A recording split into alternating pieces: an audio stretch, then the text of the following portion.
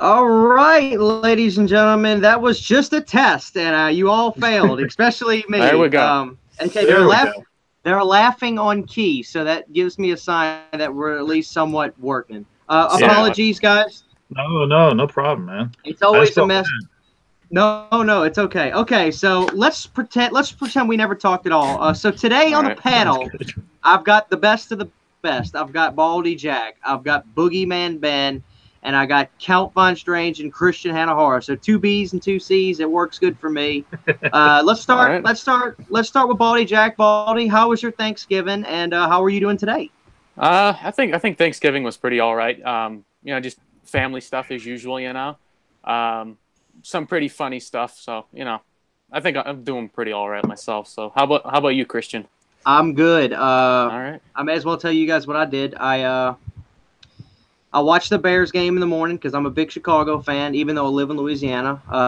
They barely beat the Lions, which really was a nail biter. After that, I ate turkey. My dad, my mom, my grandparents did my thing. Played some Trivia Pursuit. That's like our game we play. I'm actually pretty good. I'm pretty good at the entertainment questions. Most of them are movies. A lot of Michael J. Fox stuff like that. I'll get that. Then went back to the house, watched the Saints game, watched the Saints cream the Falcons, and then went to bed. I watched Army of Darkness last night, and I had a blast. Movie. So that was me. So how about you, Boogeyman Ben? Because I really didn't know what you said last stream. So what you do, Wow. brother? So you didn't hear any of that? Wow. So pretty much it was nice. It was what I was saying the last time was that my wife and I, when we first bought our home 9 years ago, we started hosting Thanksgiving, have our families all together and everything. And Yeah. this was the first year we took it off. So it was 9 years of doing Thanksgiving hosting, 15 and 20, 25 people. This year we just went to my mother-in-law's. It was just kind of nice and relaxing.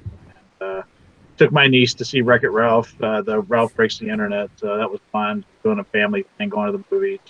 So really kind of low key, and it was kind of nice for once not having all that responsibility. It takes a lot of time, a lot of money, and you get really exhausted. For the first time, we contributed, but we didn't do primary hosting. Excellent. So a little stress off your back. Yeah, which is nice. Excellent. All right, Count Von Strange. How are you doing this Thanksgiving, and what you doing? What you up to today? Doing good. I work retail, so I was at work most of the time, but I did get to see some family and friends and stuff. Today, just hanging out, getting to be part of this live show, so looking forward to it. All right. Yeah, well, good. Hopefully this time it'll work. Christian Hanna is ruining the party, and we're gonna try. We're gonna try not to. So check it out, guys. I've kind of got a little bit of a guide for what we can do today, but I want y'all to be relaxed. I want y'all to give it to me straight, no filter. Tell me what you think. Okay. We'll start again with Boogeyman Ben. So the first thing I want to talk about, because this is for me, these are my favorite stories. I love to talk about favorite entries in the series. I love to talk about what I want you to try to do, Ben, and the rest of you guys, try to tell me the first movie you saw of the Nightmare on Elm Street franchise, and just tell me which one is your favorite. I don't care which one it is. If it's one that people hate and you love it, I want you to tell me why everybody is wrong. Okay. So Boogeyman Ben, take it away, Boogeyman Ben. Okay. Like I was, I know I'm a little bit older than the rest of you guys, so I grew up. I was pretty young in the '80s, but I started getting into horror movies pretty young. And I didn't see the original Nightmare on Elm Street or the second one in the movie theaters, but I did see the third one. I was 12 when I saw it. So I love the franchise. I grew up with it. It was one that kind of freaked me out because it was a different kind of monster. It was one that you couldn't really hide from because it came after you in your dreams. And but for some reason, no matter how many awesome entries that were in the franchise, I mean, I love Dream Warriors. For some reason, the original Nightmare on Elm Street still just sticks the best. And I just think it's because of how bleak it is. There's nothing really, it's like it was before Freddy started to turn into almost a kind of like a cartoon. I mean, it was, and I think it didn't really start happening until Dream Master. It started. There was elements of it in Dream Warriors, but I feel like the first two entries in the series, Freddy was the scariest, and I loved the first one so much because it sets things up. I mean, you have the character of Tina, who is very much like Janet Leigh from Psycho. She's the one you're going to be following, and then she's killed off relatively early in the proceedings, and then you're following Nancy and Glenn and some of these other characters. But I just love all of the acting in it. It was very well done. I think Robert Englund's performance as Freddy is terrifying in this film. I think it's just because he isn't a joke. He's just this creepy man, and you don't know what he's all about or why he's going after these kids until, you know, later into the film. But for some reason, that film just still freaks me out even after all these years. Just because it's unapologetic, hardcore. The gore in it is amazing. The way they were able to do the effects with Tina dying and Glenn being pulled into the bed, I just still think it holds up so well with what they were able to do practically. And you had a fantastic director, and just I can't say enough great things. So the first one was my favorite. And Ben, tell me if I'm wrong. I dare say there really wasn't a film quite like it up to that point either. I mean, as far as what it did. No, there was one movie that had come out before it, and Dennis Quaid's in it. And I can't remember. I think it's called Dreamscape, maybe. And it's one where it's like this clinic where they try to, like people that have nightmares. It was a clinic where they tried to help solve people's phobias or something like that through their dreams. And I remember Dennis Quaid was in it, and I can't remember too much more about it, but there was a character in it that was kind of similar to this dream character that would like stalk you in your dreams. It didn't get, not to the point of where Freddy was, but there was somebody like that who was dealing.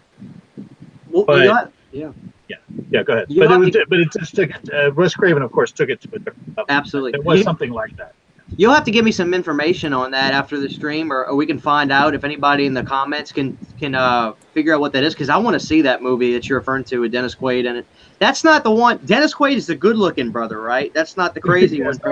Not Cousin Eddie from Vacation. Okay. The one that's in Inner Space, okay. and I got to some other movies. Was in After Tomorrow. Excellent.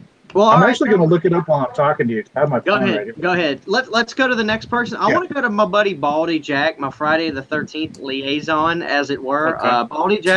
Baldy Jack, this is going to be interesting because me and you never really get into too much discussion about Nightmare on Elm Street. We're pretty much on Friday a lot, which is good. But Baldy, take it away. Tell me your first movie you saw in the franchise and your favorite. I think the first film I saw when it came to A Nightmare on Elm Street was, I think it was probably the first one.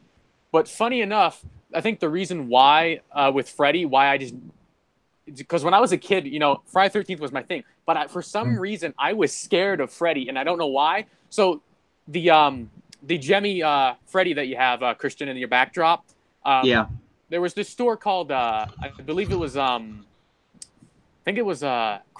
Halloween Express, and they would have him by the entrance when you would walk in, and they had him on sensors, so you just wouldn't know when he would go off or something like that. I think that was one thing. But I know I saw the first film, and I remember just being scared of Freddy at some point in time. But as far as my favorite A Nightmare on Elm Street's, a lot, I'm pretty much like what everyone else would say, Dream Master. Dream Warriors, I should say. I feel like I'm a sucker for Wes Craven's New Nightmare, although some people don't like it so much. I got something about the trench coat Freddy is something I like for some reason. Right.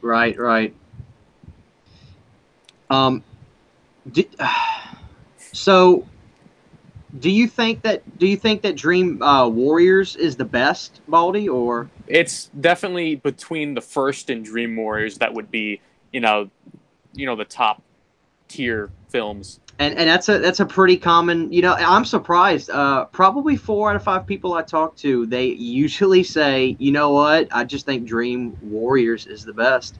Mm-hmm. But we got Ben going old school. He's with the original. Baldy, I'll kind of just put you at a tie. This is going to be interesting. Right. Matt's going to maybe be the tiebreaker one way or the other, or he may like a different one. I'm very interested to see. So, Matt, take it away. Definitely going to be the tiebreaker here. My first interaction with Freddy, though, was actually I seen it when I was younger. They had Dream Warriors on VHS at Kroger's, and I could never rent it because I was too young, so no one would ever rent it for me. But I went later in the first one I seen in theaters actually was Freddy vs. Jason, and that kind of re-sparked the, the idea that I want to go back and watch those. So then I, was old enough that I knew to start from the beginning, and Nightmare on Elm Street 1 was actually the first Nightmare on Elm Street movie that I seen. So I watched them in order for the first time. As my favorite, it's probably going to have to be Dream Warriors. But it's a very, very close second with the original one. And from watching, what was the documentary, Never Sleep Again, you really kind of get more of an appreciation for that first movie too, what Craven did with it, and you kind of learn about the effects and stuff and how he added, all that into it, and it really kind of bumped the first one way up there, close to Dream Warriors for me. So excellent. So you said VHS at Kroger's. That's not a get. That's a like a grocery store, right? Yes, this is a long time ago. Okay, I know Ben, you had to have been a Blockbuster guy, right? Yeah, I rented from there a lot. Hollywood Video was another one, but the thing that I loved about the late '80s is when you had the smaller video stores, small mom and pop ones. You had film lovers that were actually running these places. So I got a lot of just not even Nightmare on Elm Street, but just in terms of horror movies. Sometimes I got a lot of good suggestions. So I remember all of the rental thing. That was my thing. Excellent. Yeah. Now me and Baldy, Matt, I don't know how old you are. I'm 26. I know Baldy's younger than me. Are you around my age, Matt? I'm 31. 31. Okay, so you kind of would know more than me. I feel lucky. I was like the last generation to grow up without a cell phone. So I remember iPhones around 2011, 12. That's when they started becoming the norm. So I was the last generation to grow up with Blockbuster as well. It almost seemed like Blockbuster ended right around that time. I remember 2012 is when my Blockbuster, I saw the going out of business sign. And I remember, dude, even then, when that happened, I know we're already getting off basis, but I remember even then, when that happened, my heart was just breaking, because I remember saying, one day when I have kids and I tell them, your dad used to have to go to a place, get the movie itself and bring it home to watch it, he's going to look at me like I'm crazy. And, man, it's sad, but I'll kind of tie into to my answer. Mine's going to be, I'm the oddball kind of, but I'll explain this. Okay. When I first got into horror, I don't remember exactly what made me get bit by horror, but I just remember I was a senior in high school. This is 2010 and 2009, excuse me. And I forgot what it was, but I said I want to watch some horror movies. I want to get into this stuff. And I told my mom I would get off school around 3. I'd get home, and my mom, she kind of worked really close to our Blockbuster, still open at this point. And I would say, Mom, can you pick up a Freddy movie for me? I was so ignorant, guys. I just thought it was called Freddy. I didn't know Nightmare on Elm Street. I was so ignorant. And I was like, my mom's like, yeah. And my mom was even like, yeah, you want a Nightmare on Elm Street? I said, yeah, I guess that's it. And she comes home and she says, well, here, Christian, they had this one. They didn't have the first one, but they had the second one. I was like, well, is it okay if I watch that one if I didn't see the first one? She's like, I don't know. I haven't seen them in years, son. Just pop it in. And I watched Nightmare on Elm Street Part 2, Freddy's Revenge, and I still, to this day, remember I was so sheltered, scared the living hell out of me. Yeah. And I honestly, though, Part 2 still, to me, is still the scariest one. And I remember I watched that one first. So I'm partial to 2, but even after watching the whole franchise, top to bottom, I obviously got bit by the bug, so to speak, and I live horror now. It's my life, just like it is for you guys. But I remember watching all of them. Every one I enjoyed thoroughly, but there was something about Part 2, whether it be my first experience, whether it be just how black sheep of a movie it was. I want to swear I like the movie so much, but I'm not. I absolutely do so much. And like a lot of the horror fans out there, when I watched the documentary, and all this, oh, well, this was gay, this was gay, that. Yeah. I had no idea. And Ben, I don't know if you, the first time you watched the movie, if that kind of went over your head as well. But It did. it blew me away, and it's like maybe I am ignorant because when they say, "Well, what are you talking about? They got this here, they got this here. Did you not see the dance?" I was just like, I don't know. I was just so immersed in the horror of the movie. But I love part two for every fault it has. Like if you go back and watch, it's got bad editing. It's got, it's got audio slightly off in scenes. It's like you can tell some of this stuff was 1 to 2 takes. But Freddy was so horrifying in part two. He never looked like that again.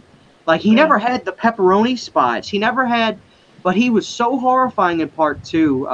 Till this day, man, I love it to death. And while I'm not going to tell you it's the best made one, I gotta go with part two. I really do. I'm not trying to be different, but it's the truth. I just love Freddy's Revenge so much, and maybe it's nostalgia for it being my first one I saw, but that's my favorite, guys. I really, really like Freddy's Revenge. So, and I want to ask any of you guys, Baldy, you first, because Ben kind of answered. But when you saw Freddy's Revenge, were you aware of the homosexual type Not at all. themes?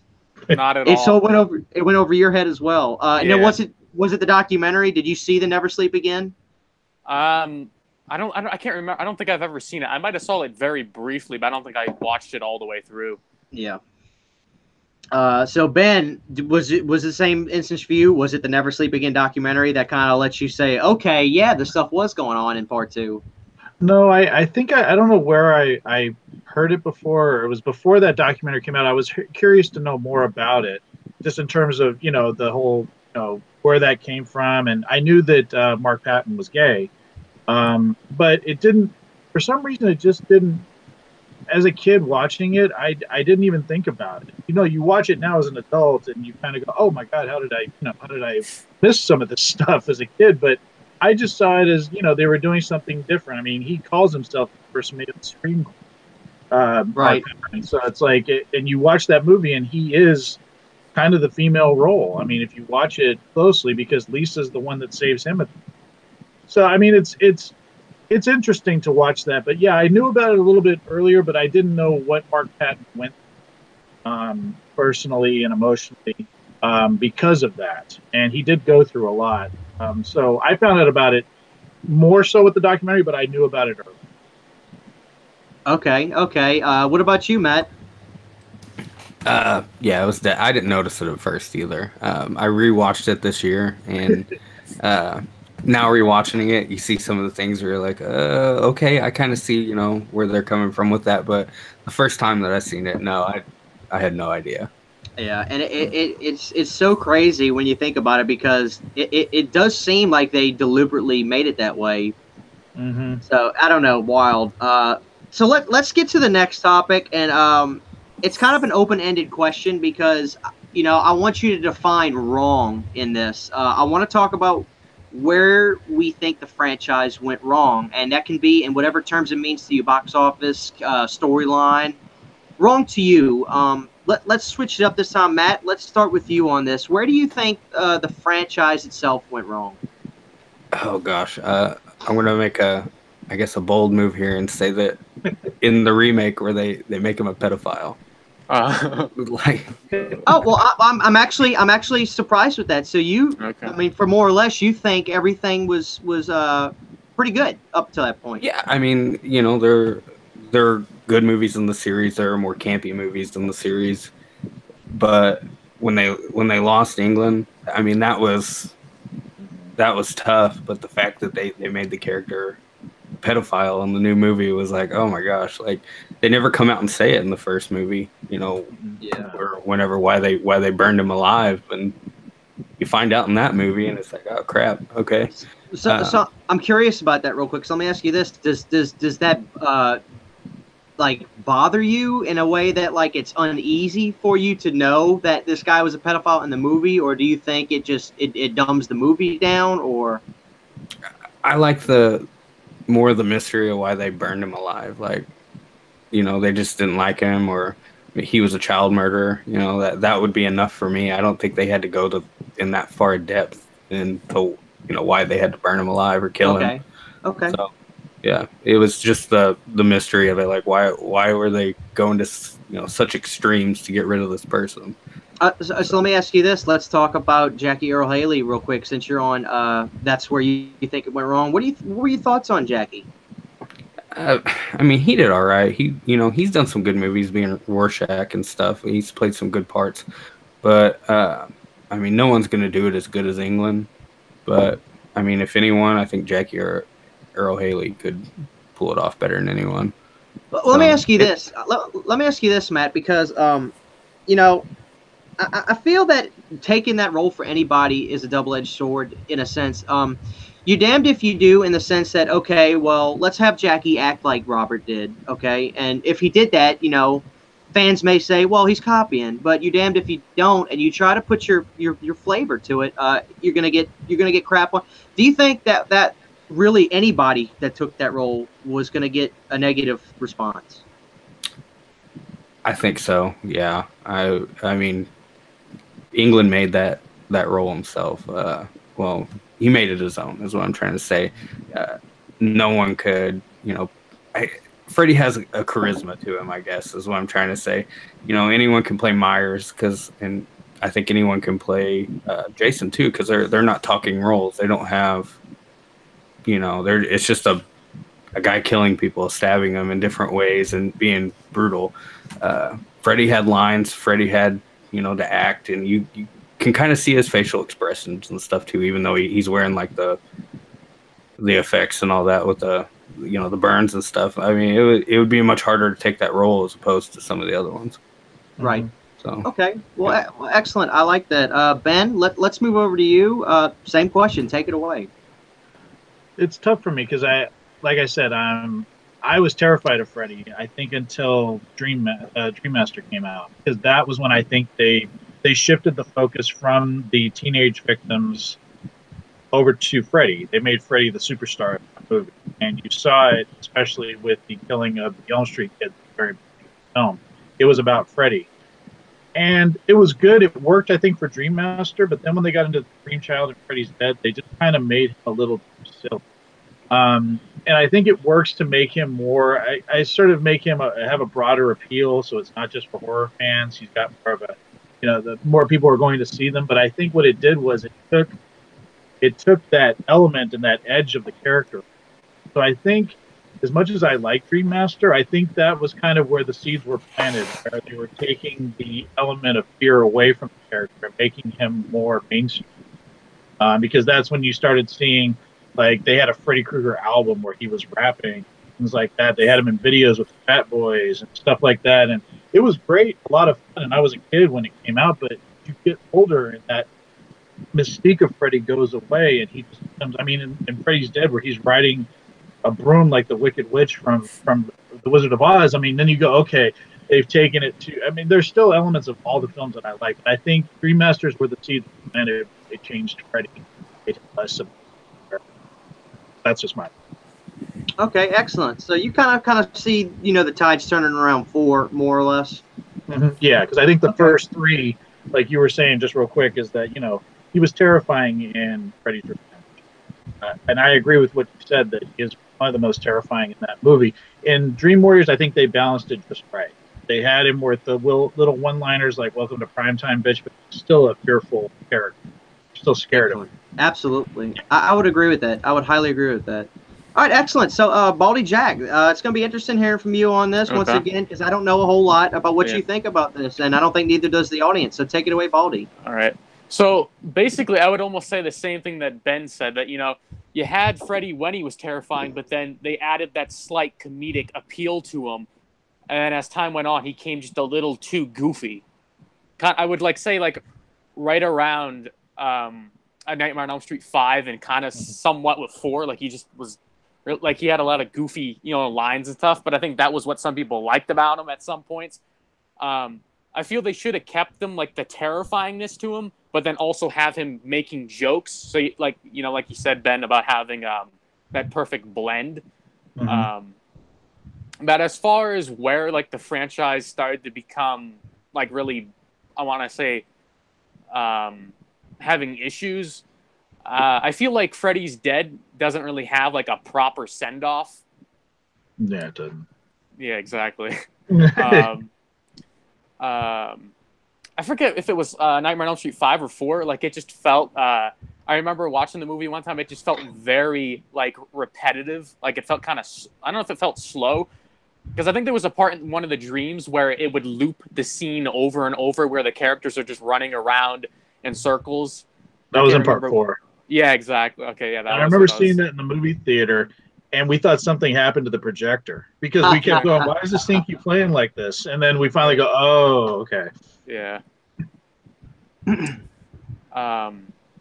it's like, so with Freddy, I think it makes sense that keeping him as, he killed children and not, being a pedophile like he was in the remake. Yet again, you could say that him being a pedophile does make him not really scary, but kind of more sick to some, extent. But I definitely think the blend of humor and the scary side to him was, what made the character what everyone knows him as. Okay, well, interesting. For me, myself, it's really tough for me because at the same time that I would definitely agree with the notion of, peaking at 3 for sure, and then kind of taking different roads. But I still find appreciation with I would say pretty much every film. My biggest, if I could change stuff, first off, I do think that Baldy, you're right. I do could have been a little bit different.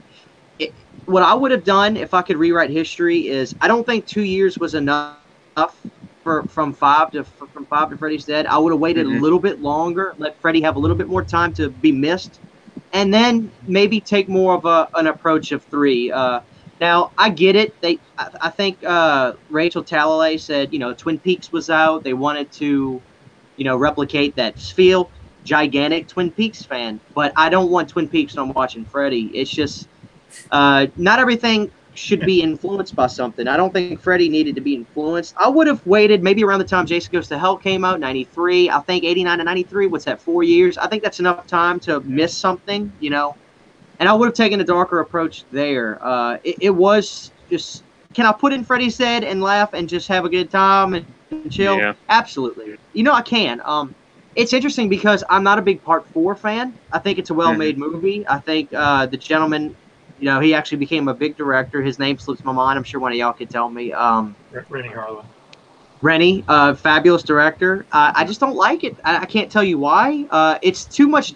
I feel like the film is so much daylight in it, and it's supposed to be a Nightmare on Elm Street movie, so I imagine nighttime darkness.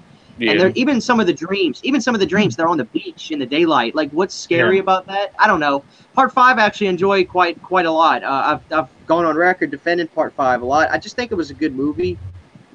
I liked it. I thought it had some great imagery in it, especially the scene where I believe Greta is popping out of the refrigerator and everything's rotten. I think that's beautiful. I think that looks fantastic. I really do. I think it suffered from coming out too quick. If you go back and look, 1989 had a lot of sequels in it, and I mean, even in horror, you had to take the big 3 for instance. You had Part 7, Jason. You had Dream. Well, hold on. I'm saying you had in '88. Well, I'm saying in '88 you had Part 7. You had Dream Warriors, and then you had Halloween. And then 1 year later, boom, boom, boom, you got another 3. And I think it was maybe a little too much too soon. I don't know. But it's funny because all 3 of those movies, the ones that came out in '89, suffered because they were so. It's like. I think so. That's what I'm saying. I think so. I think Friday did good because it really wasn't competing with any other slasher at the time. I mean, once Friday started kicking off, parts 2, 3, 4, competing with itself. I mean that's probably not all just it. It was also just one of the greatest horror franchises ever. But I don't know. I like 5 a lot. I'm not a big New Nightmare fan. I think it's. I don't know. I just can't. I don't buy it. I don't buy the story. I don't know. I don't think there's anything inherently wrong with New Nightmare, but apparently fans didn't either because I don't think it was a big box office success either. Maybe it's just the case of the no fun '90s. I don't know. You know how the '90s weren't friendly to horror to begin with, but no. I would have gotten rid of. I don't want to say gotten rid of New Nightmare. I just don't. I don't think it was necessary. I think I don't know. It didn't make enough money to suffice itself. But I would agree that Freddy's Dead is where I just think, okay, that's really where it was just like, oh god. And then the sequence being in 3D at the end, just not necessary. Why would you do one sequence in 3D? It just Yeah. seems lazy. There was just a lot with that movie that. Do I enjoy it still? Can I laugh at it? Absolutely, but I would have done it totally different. So that's mainly where I would say the kink in the chain more or less came into play. I've got an interesting question. I wrote this down because I wanted to ask this. Let's fast forward real quick. Quick thoughts before I ask you guys this on Freddy versus Jason. I know me and Baldy had a fantastic discussion about this last video. And I don't necessarily want you guys to tell me what you think about the movie Freddy vs. Jason. I really kind of want your commentary on the evolution of the movie and happening. Do you think it took too long to come out? Do you think it would have bode better coming out in the mid 90s as opposed to early 2000s? And your commentary on who won the movie, Freddy or Jason. Boogeyman Band, let's start with you. What was your take on the saga of Freddy versus Jason? Well, I remember them talking about it probably in the late 80s, early 90s. They were talking about it for a while, and it was just like this. And of course, with, Jason Goes to Hell coming out in that last shot, you're going, oh, God, we're going to get that movie in a couple of years, and it would take a decade for it to come out. And I heard some of the different types of stories they were going to do. There was one where it was like Freddy was going to be Jason's father, like he had raped his mother, and there was all these terrible ideas. The thing that I think it came out at the right time. I think because at that point, both characters were kind of dormant. You did have Jason X come out the year before Freddy versus Jason, but I actually like Jason X, but there's a lot of people that really hated it, and Freddy had been dormant for so long. I think it came out at the right time when both characters were kind of missed in the styles that people had, wanted to see. They wanted to see Freddy the way he looked. They didn't want to see him. They wanted Jason to be back to what he'd been in the late 80s. I'm the only thing I'm upset about Freddy versus Jason is that Kane Hodder was Jason. That's like the biggest thing for me. I think Ken Kurzing, but I think it came out at the right time. It was agonizing for me because I was such a fan of both franchises growing up that it took so long that I got to a point where I'm like, this movie's never going to happen. And as much as people may not be 100% happy with the execution, I think we're lucky to have even gotten them because we've never gotten a sequel, and it's been 15 years. So I mean, I think it turned out great. That's my okay. So who won? Jason. Jason won in my opinion. Jason won? Yeah. Excellent. Okay, Matt, what about you, man? Sorry. I think it came out, probably the perfect time. Like he said, Freddy was dormant for a while. Before that, you had Jason X. But I think the fact that what made the movie successful, I guess, is the fact that they were both in it. You kind of have that first crossover movie. Mm-hmm. But I think if it came out, in the late '90s, people would have seen it too. Being as there's a bunch of fans of the movie, both franchises. There's something about having each character in one movie, and you're kind of drawn to that. You're like, this is a new idea. Even though that they've kind of hinted at it and led up to it at that point. So I mean, I think it was probably more successful in the 2000s than it would have been in the 90s. But I mean, either way, I think it would have done decent in the 90s at least. As far as who won, I'm going to go ahead and go with Jason as well. Yeah, there was the fact that when they pull Freddy out of the dream, it kind of changes everything right there at that part of the movie, and you even get Freddy where he cowers down in the cabin when they pull him out. So I thought it ended good, and like he said, we're still kind of waiting on a sequel to that, so we'll see if it ever does happen. Right. All right, Baldy, what about you? Let's wrap it up at you, man. Like I've said, it came out in okay timing. The story works perfectly fine, in my opinion. There's no other way you could put the story.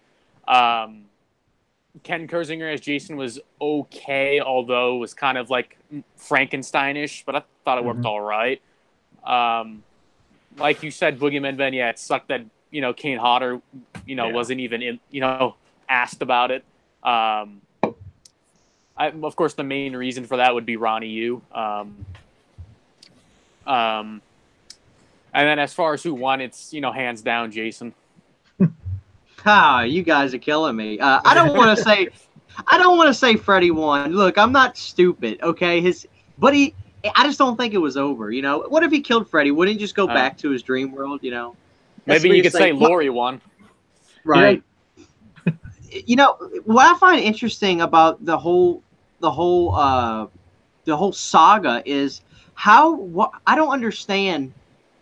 Like, New Line can make these movies with these intricate scripts and intricate stories and all these twists and turns, and you get the property for these two characters that literally have movies. One of them has a whole franchise of movies basically with no story whatsoever, Jason. And it takes this long to make a movie. It really blows me away. In my opinion, there was no reason a Nightmare, like a Freddy vs. Jason, shouldn't have came out around 2005. Now, waiting probably was the best thing to do, like you said. Let's miss these characters. Let's bury them for a while, and let us come back. But it absolutely boggles my mind how it takes this long to make a script. I mean, I don't know. What was interesting was how many scripts were written. Dozens and dozens of scripts. Yeah, I think Adam Marcus I'm sure you guys have.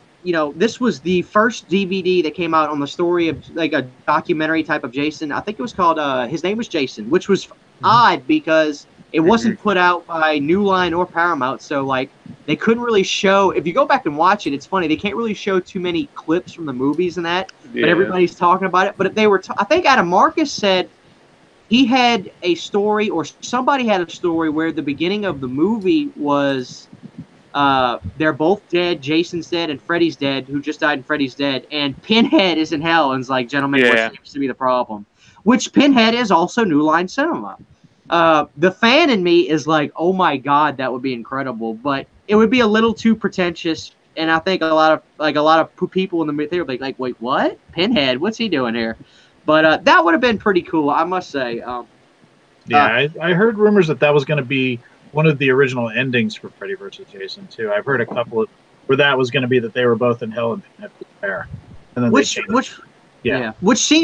sounds phenomenal. But I think it probably did change for the fact of I don't think the average moviegoer is going to care about that. So why do we need that? But as far as Jason goes, look, I'll go on record and say my favorite Jason's not Kane. I think Kane is absolutely fantastic. He's the most identifiable, for sure. I think Ted White was the baddest MFer on the planet myself. But I would have much rather seen Kane in there. But the Jason they do, I get it. It wasn't. I don't think Ken was bad himself. I think he was doing what he was told. I think Ronnie was like, I want him to be like Frankenstein, Yeah. And it works, but I don't know. Just imagine. I mean, if you imagine a Kane Hodder Jason versus Freddy, it doesn't look right.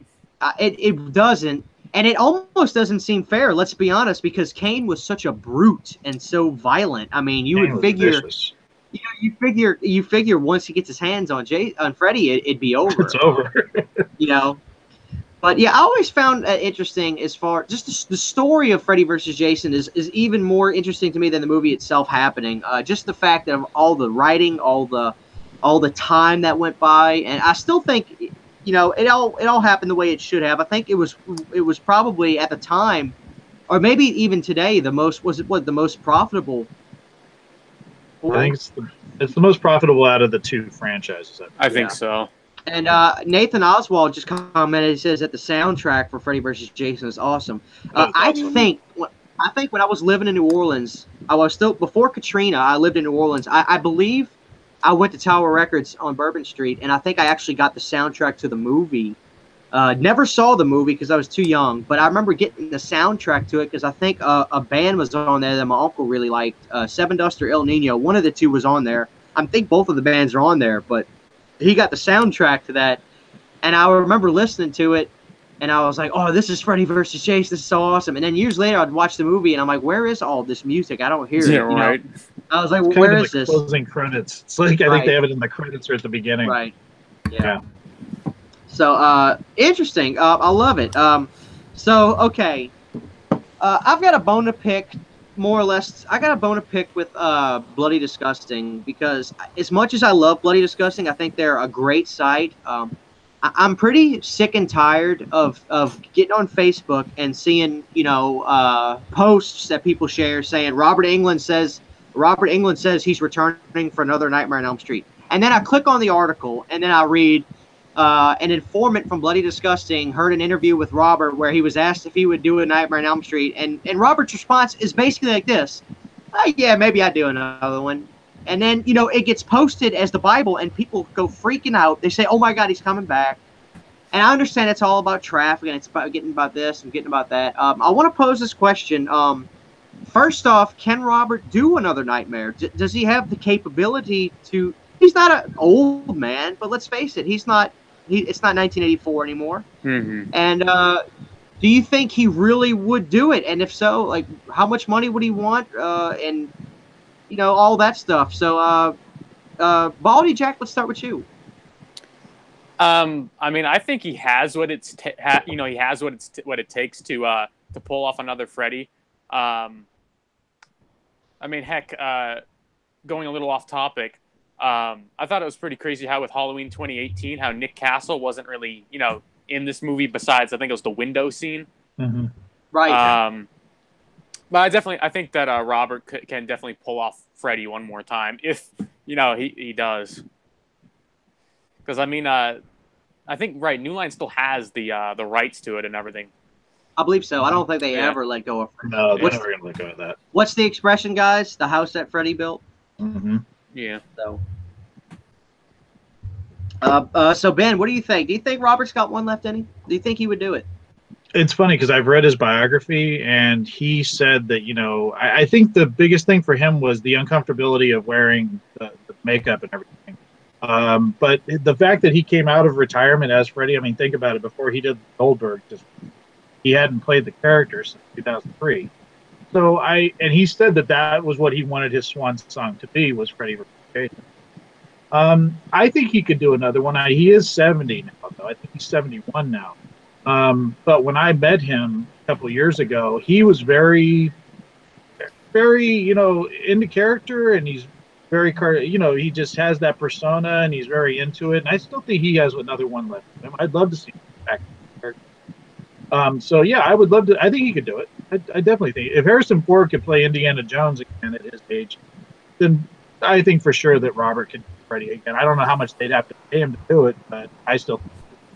Well, let me ask you this, Ben. Do you think Halloween 2018 is on the mind of Robert as terms of, hey, maybe there's another a good paycheck in this for me? It could be. I think before Halloween, the slasher franchise had kind of gone by the wayside. I mean, you had The Strangers 2 come out this year, which wasn't. I really enjoyed it, but it didn't do very well. Yeah. Most of the horror movies that were doing well are, ghosts or supernatural kinds of things. Halloween 18, making what that movie made on such a small budget, it cost $10 million to make, and it made almost $170 million here. So it's like, I definitely think that the franchises everybody said are done and part of the 80s are definitely being looked at again, because if this movie can be that successful, they've got to be looking at Nightmare and Friday. Friday the 13th is tied up in legal stuff, but I do think. Okay, good. Hold on to that thought, Ben, because I want to go back to Halloween 2018 and its after effects. But real quick, I want to go to Matt. Matt, what do you think about Robert coming back? I think he could do it. There's no doubt in my mind. I think that he could still play the part. He might not be as energetic or as, I guess, nimble, but he could put the makeup on, and he could play the character, and he could have the voice and still have the charisma that the character has.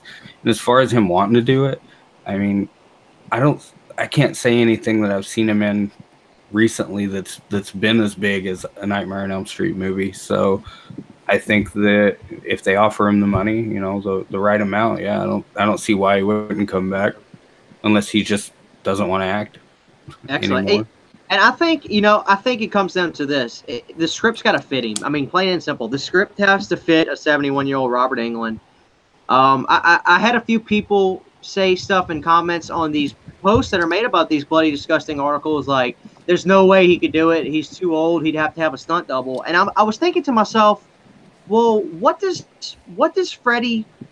I can think of a couple scenes, don't get me wrong, like in Dream Child where he's on this platform in the beginning and it collapses and other stuff. But how many instances in the original lineup did Robert necessarily do anything where he needed a stunt double? Freddy never did a whole lot to really, physically be in any kind of physical, altercation. I mean, I think he ran in one sequence in the original when he chased the Tina girl. Which is the most weirdest run ever. Yeah, yeah. He goes like this kind of after. Yeah, I just really think it boils down to the script has to fit a 71-year-old Robert Englund. Yeah. I want to ask you guys one more question, and we'll get back to Halloween 2018 because this is going to be an interesting question. Let's move to this real quick. Obviously, another thing that was brought up was Heather Langenkamp. I'll start this one off and say I have no interest in seeing Heather come back. I'm not a big fan of her. I don't like her acting. I don't think she was very good, honestly. No disrespect. I have nothing against her. She's just my least favorite character. Actually, I tell you what, the one movie she did where I did like her in was actually Dream Warriors. I enjoyed her a lot in Dream Warriors. The first movie, I don't know what it was. If it's just the way she acts, if it's the way, I didn't enjoy her, plain and simple. And I really can't explain it too much. She just doesn't connect with me. So personally, I don't have any interest in seeing her being brought back. If I could have my cake and eat it too, we would just do more or less. I don't want to say a remake, maybe just like a reboot. Let's get Freddy brought back into the minds of kids on Elm Street. Let's get him back again. Let's get people talking about him. Let's get the kids learning about this guy. Maybe they read an old newspaper somewhere and they see what's going on. And then Freddy's back. I don't think we need Heather. I don't think it warrants it. I don't think it's worth erasing history, so to speak, like we had to do with Halloween. Obviously, a lot of fans are upset about that. I don't think it's worth doing that to Nightmare on Elm Street to say, okay, well, we're going to erase everything except the first one. Heather made it through. She's got a daughter now. Her and her daughter are going to learn about Freddy. I don't think it's worth it. I don't think it warrants it. So, in my opinion, let's just do a good old-fashioned reboot where they got kids learning about Freddy, plain and simple, and then we got Robert doing what he does best. So, Baldy Jack, what do you think about a remake? How would you do it? Do you want Heather back? I mean, not really. I mean, like as you said with her acting, I think New Nightmare really shows how bland it is. It is. I mean, in my opinion. And then you were talking about her having like, oh, what if she had a daughter? But then the first thing I thought it was like the son she had in New Nightmare. That kind of felt like a ripoff of the kid from The Shining. I think was it Danny? I forgot his name. It's off the top of my head. I think it was Danny. Yeah. The Pet Cemetery. I love that kid in Pet Cemetery. He was so cute. Oh yeah. Oh, it was same actor, right? That's why I'm. Yeah, that is true. Yeah, because he's just older. Yeah. But yeah, I could see like, I don't know if it'd be possible, but kind of like what you're saying about how they're like bringing the memory of Freddy back into the scenario, kind of what Freddy versus Jason did. I could definitely see that being a possible idea. Right. I don't know if I could think of anything else that would work out besides that one. Right. All right. Yeah. So Ben, what do you think? You want Heather back or not? So I really like Heather Langenkamp. I did like her as Nancy in the first and third one. I do see what you're saying though about Wes Craven's New Nightmare. I enjoy the film. It was nice seeing her back, but I agree with you. When she was playing herself, she was character as Nancy. I did think that she was stronger in Nightmare on Elm Street 3 than she was in the first, but I still liked her. I had a crush on her. I don't think they really need to bring her character back though, because again, that character died, and I know we're going to talk about the Halloween movies and everything. Yeah. But I don't think they really need to do that. I almost feel like either pick it up from where Freddy versus Jason left off, maybe just do a sequel to that. I would prefer seeing a sequel to that as opposed to a new standalone Nightmare on Elm Street movie. I would love to see Freddy versus Jason with Robert Englund back. But again, when we're talking about a 70-year-old Robert Englund character as Freddy, he did more stunts in Freddy versus Jason than any of them. Or if they had a stunt guy and they're playing him, I can't recall. But Right. I don't know. I would be more interested in me personally. I would much rather see a sequel to Freddy vs. Jason. That's just Okay. Well, interesting. All right, Matt, what do you think? Do you want Heather back? Not really. I didn't. No, I'll go out and say I didn't mind her in the first movie or Dream Warriors or even New Nightmare. I think you kind of get into like what people do with Laurie Strode. Is she there because she's going to be the final girl, or are they just going to kill her? So I think adding new people, kind of, I guess having new meat adds new mystery to it, a new story. So you don't know where it's going to end up, who's going to be the final girl, the final guy, or whatever. I think with her in that, you can pretty much bank on that the story is going to follow her just as closely as it's going to follow Freddy, and she's going to go to the end, and she's either going to die or live to possibly be in another movie. Right. So I mean, no, I think they should just get new meat. mm-hmm. Excellent. All right, so we kind of talked about the last question that was on topic. So now is where we're going to kind of divert off a little bit. Let's just go. We've got a request to bring up Child's Play. We're going to bring that up. But first, what I want to do, because this does relate to Nightmare on Elm Street in a way, I want to talk about Halloween 2018, and I don't want to talk necessarily about the movie. We've all done reviews. We've all talked about it. What I want to talk about necessarily is this. Ben brought this up earlier. As far as Halloween 2018, I want to know this. Let's go back to 78. What happened when Halloween came out? It was replicated. It was duplicated. We had this gigantic flow of slasher horrors, right? Mm-hmm. I want to know this. Is history going to repeat itself? I know, Ben, you mentioned that Stranger Things, Pray at Night, while I agree, thought it was fantastic, didn't see the success it wanted to see. Do you think that maybe people were not interested in horror yet? Do you think they're saying, oh, well, what is horror? People that just get out of it, they say, well, what is horror today? And they don't bother to get back in it. And then they hear, oh, Halloween. Oh, I remember that. I'm going to go see that. Do you think that will be a catalyst for movies such as Strangers Pray at Night to have bode better well coming out after Halloween? Or do you think this could just be a one-off and Halloween could just be a big success and we won't see a lot of success in other spots in horror? Take it away, Ben. What do you think? It's difficult to say. I think the success of Halloween, there was a lot of factors. One, that John Carpenter came back to it. Even though he didn't direct it, he produced it, and he did the music with his son. You also had Jamie Lee Curtis coming back, which no one thought was going to happen. You also had a fantastic director and writer. You had Nick Castle come back, even though he wasn't playing the whole thing. There was just a lot of factors that worked. Plus, they opened it in October. The last couple of Halloween movies have always opened during the summer. They opened like right before Labor Day, or they opened in late September. Like I think Halloween 6 or Halloween Curse of Michael Myers opened in September of 1995. So after Halloween 5, there was no other Halloween movie that came out in October until this one. So I think you had a lot of good variables. This is going to perform better if you're opening it right before the holiday. But it was successful to a huge degree. Every horror film that has come out with Nightmare on Elm Street and The Last Friday the 13th, as much as I love the reboot, it peaked and then it dropped. And this one kept going. I mean, it made a ton of money. It was a huge success. And I do think that if The Strangers Pray at Night had come out maybe in March of next year, I think it might have done better than it had this year. Because it's just not the type of horror films that were making money at the time. Insidious, those kinds of movies were well. I do think this is going to lead to people dusting off slasher. I've heard rumors of another Scream. I've heard rumors of a Nightmare on Elm Street, like we talked about.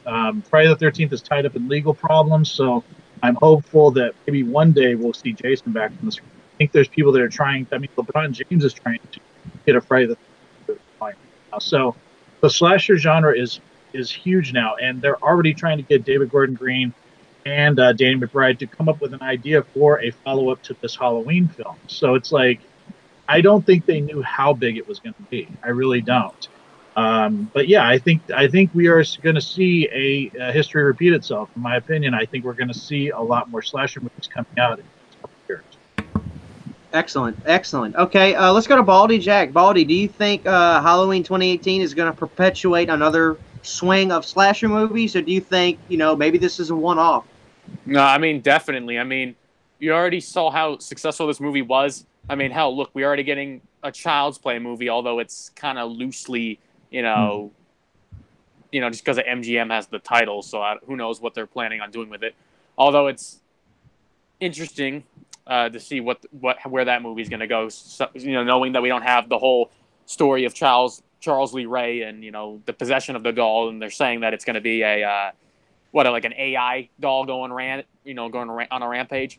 I liked going back onto Halloween. I really enjoyed crap. I don't know. I can't even think right now. Okay.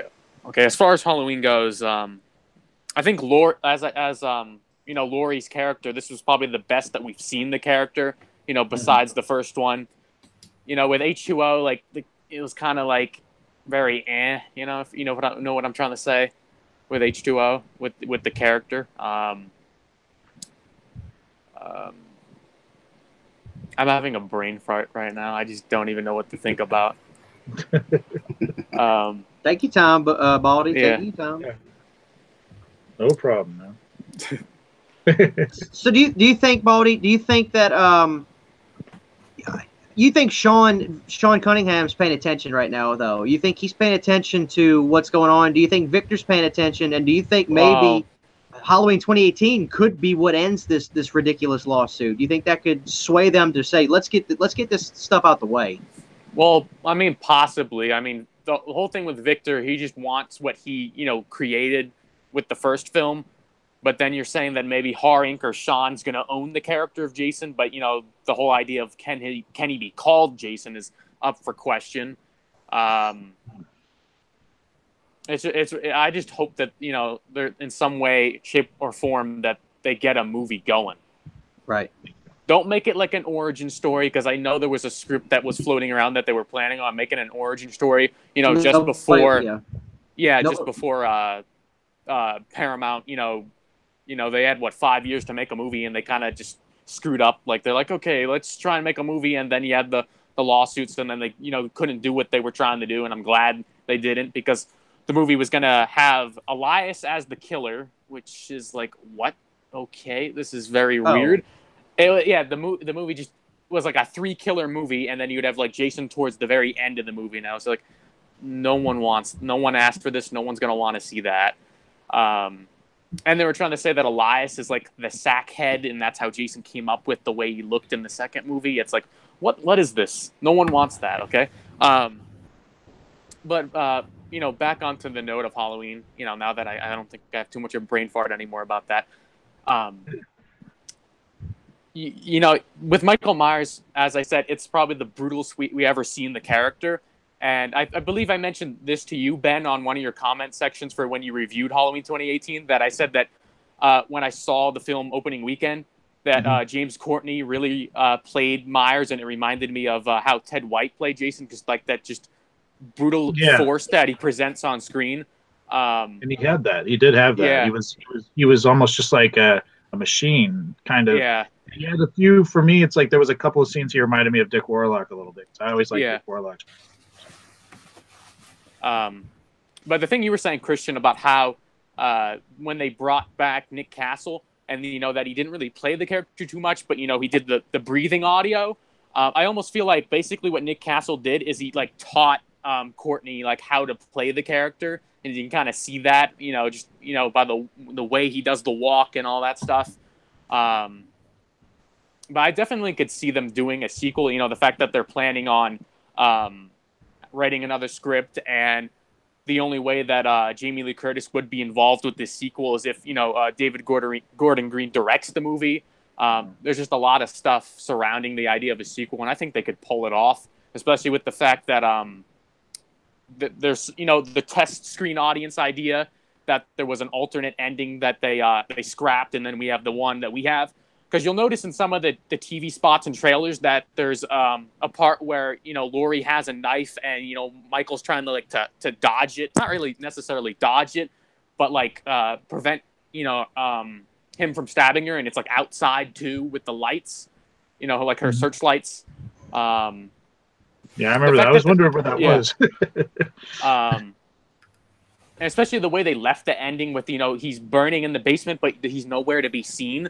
So you could take the idea that maybe he'll go after them, or the fact that maybe Laurie's daughter, you see at the very ending where she clutches the knife, it's almost like they're telling us that he isn't dead and he's coming back, type of thing. Yeah. Well, let me keep this train of thought. Going, Baldy, because you got us on a good path.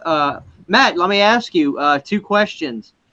Actually, no, I'll just ask it in this one question. And the end of Halloween, did he die? Did Michael die? I think after the success that they had, no. Okay, so you're fourth walling me right now is what you're doing then, huh? I think that they set it up in a good way that maybe if they wanted him to, that they could end it. But I think with the success that they've had, then no, I don't think so. Okay. So. Well, Ben, let me ask you this question, Ben, because you're you're a real big Halloween fan. You know the series. Do we need another sequel? Is enough enough? What do you think? Give it to me straight. It's a tough thing to say, I think, because for me, I like all the Halloween films, even Resurrection, with as many problems as it has. I still enjoy it. I think that it's tough for me to say. I mean, this would have been a good ending if you wanted to go and say this is going to be the ending of it. It was a great way to go out. But I just remember watching this film opening weekend, and it was an emotional experience watching this Halloween film, because there hasn't really been a Halloween that gave me this type of feeling going back to probably Halloween 4. That came out in '88. After that, there was just a lot. As much as I like The Curse of Michael Myers and some of the other sequels, there was always something about it that just didn't seem right. There was something off about it. H20 felt a lot like Scream to me. I think the success of H20 is the ending. Ending is ballsy, where she finally just confronts him. The Rob Zombie movies I really appreciate, but they were a different beast, and I really can't put them into, this original trilogy, or the franchise, even though it's been chopped up into many storylines. But this one just felt authentic. It really just, like I said, it couldn't beat the original Halloween 2 for me, but it really just felt like a perfect continuity with the original film. And I think that they work really well together. Now, for it to continue after this, it might take a little bit off of the impact at the end of this film, because I think the end of this film was impactful. It really, you feel like she turned the tables on Myers, and it's believable the way that she did it. She prepared for it for 40 years.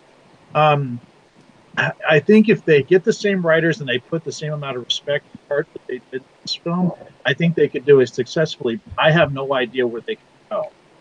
But I do feel like Myers survived. And I think that they left it open-ended like that because they were trying to say, well, how are people going to take this film? I do have the novelization of the film. In that novelization, it talks about him burning. So that was one thing you didn't see in the film. You didn't see that. Interesting. Yeah.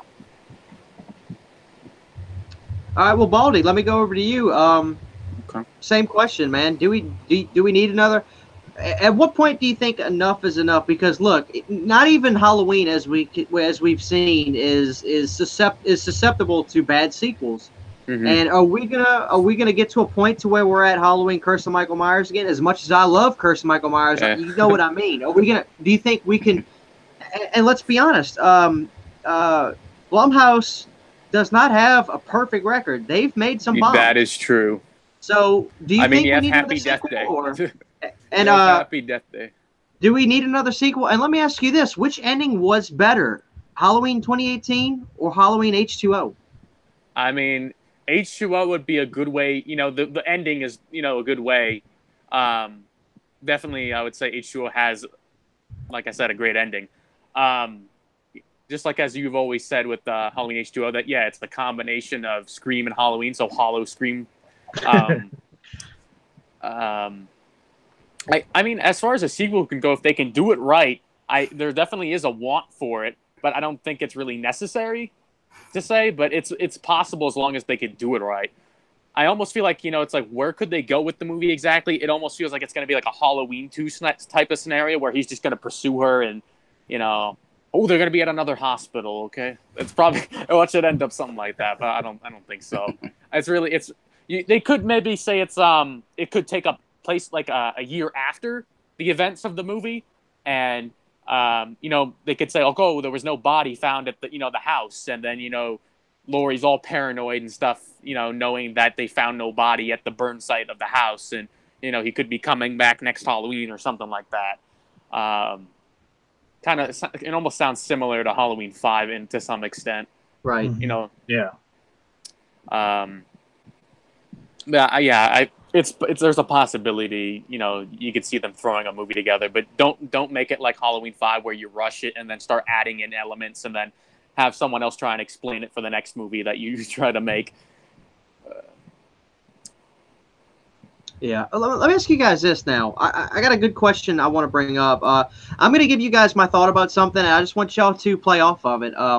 Okay, so the biggest I don't want to say issue, but the biggest blow to the fans, let's just put it like that, was when they said, oh, the brother and sister thing. Okay, yeah, we're going to get rid of that. I want to give you my take on first why I really think it happened, and I want to tell you what I think about it in the movie itself.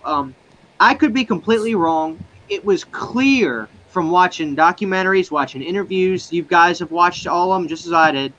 Carpenter has come out and said that he hates the script for Halloween 2. He hated the fact that he made them brother and sister. He blames it on not knowing what to write. I can buy that. That's fine. So it'd be safe to say that Carpenter did not like them being brother and sister. Mm-hmm. I think that the writers made this part of the movie really to please Carpenter because of him not liking it. I could be wrong, but after watching the movie, I really thought that way, and I'll tell you why. I watched this movie, and I put this in my review. I was waiting to see what the big reason was or what they were going to do to make them not brother and sister. All they did was have a comment of one of the kids saying, hey, weren't they brother and sister? And I sat there in the theater, and I said, is that it? Is that really it? And correct me if I'm wrong, that movie, if they would have been brother and sister, I need somebody to explain to me, not necessarily you guys, because maybe you do disagree with me, or maybe you completely agree with me.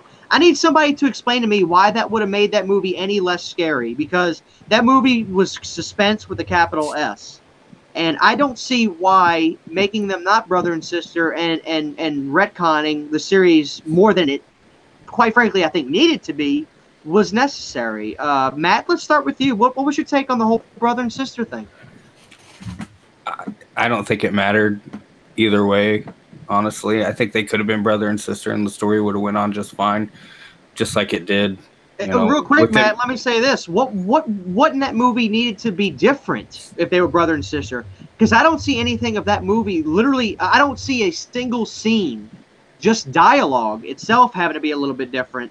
Maybe with the interviewers coming to talk to Jamie. But what would have had to have been different?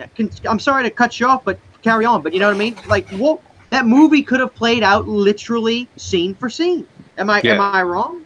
No, I don't think you're wrong at all. I think she could have been more emotionally attached, I guess, to him if they were brother and sister, being that they're blood. Right. She might have that second thought, like, this is my brother, but after the stuff that happened in the first movie, I still doubt it. That she would probably just hate him for everything he did in the first movie and still want to kill him. But I mean, there's that possibility that there might be that emotional connection as to just a stranger now who just killed a bunch of people that she knew. Right. All right, Ben, I'm interested to hear from you on this. Take it away, Ben. It's tough. I think that for me, it's like I had a really hard time. In fact, last year when it was announced that Halloween 2 wouldn't be a part of the canon, it really upset me because I love Halloween 2. And in fact, I said, for me, Halloween 1 and Halloween 2 go hand in hand. They're one story for me. it was weird. I think the reason why they did it is because there's so many times that they said that they explained too much of Michael Myers over the years, and that's why he became somewhat scary. So, and I know Carpenter has said many times that he was writing, he couldn't figure out what to do, he was drinking, and he just said, "Oh, I'll just make them brother and sister." That was what he was going to do in Halloween. I think the reason why they did it is the ambiguousness of it. Like, why was he doing what he was doing? He just picked her. That was all it was about. He just picked her, and that's why he went after her. It had nothing to do with them being related. But I really, to everyone's point so far, I think that it wouldn't have really mattered if they had kept the brother-sister relationship in this film. It does have an eeriness to it of it not being that they're related, but with the way that the movie played out and you had that throwaway line, it's almost like, yeah, they still could have kept it in there. I think, again, it probably, to your point, it was to appease Carpenter, and maybe that's, because he was so in love with the script, that's probably what brought him back to the project, because he just thought Michael Myers was no longer scary anymore because people would explain so much about it. Okay, excellent. Baldy, what do you think? Baldy, what do you think about them being not being brother and sister in 2018? Well, I mean, it works with this movie, but then yet again, you could say when the doctor causes the bus crash, and clearly he's just going after random people, and then Laurie stumbles upon him, then he starts going after her. So he wasn't really pursuing her in this movie until she came across him. Yeah. And then you could say, why didn't they bother continuing it to Halloween 2? Like, you could say maybe continuing it to Halloween 2, just saying that it's, 40 years later. But then you could say that, because he burned to death in Halloween 2, maybe he died. But then it's, because it's like putting him in a maximum security, at Smith's Grove, saying if they continued it with Halloween 2, he would be, like, severely burned. So who knows if he actually could have survived that, like they did with, like Halloween 4 and stuff. Mm-hmm. I